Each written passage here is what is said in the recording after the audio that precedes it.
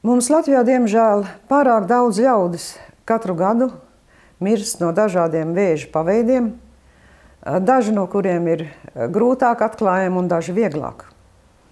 Viens no galvenajiem nāves cēloņiem sievietēm ir krūtsvēzis, kas ir nikna, ļauna slimība, ļoti bieži beidzās letāli, ja ir pa daudz vēl atklāt, it sevišķi 3. un 4. fāzē, kā tas, diemžēl, daudzām sievietēm notiek Latvijā. Tam tā nebaidzētu būt, jo, lūk, mums ir dot iespēja ik pa 2 gadiem iet un pārbaudīt medicīniski savu krūšu stāvokli. Ja kādai ir aizdomas par kaut ko savās krūtīs, nevajag baidīties iet pie ārsta, tieši otrādi. Ir jāiet pārbaudīties, lai nebūtu vairs jābīstās.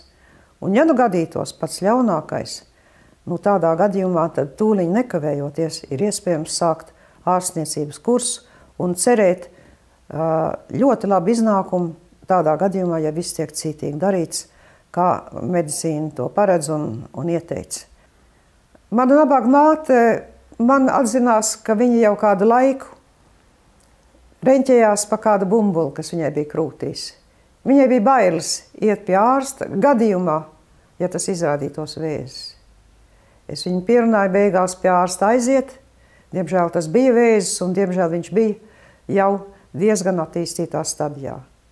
Es zinu, ko tas man maksāja kā ciešanas un viņai, kad mēs šo situāciju konstatējam.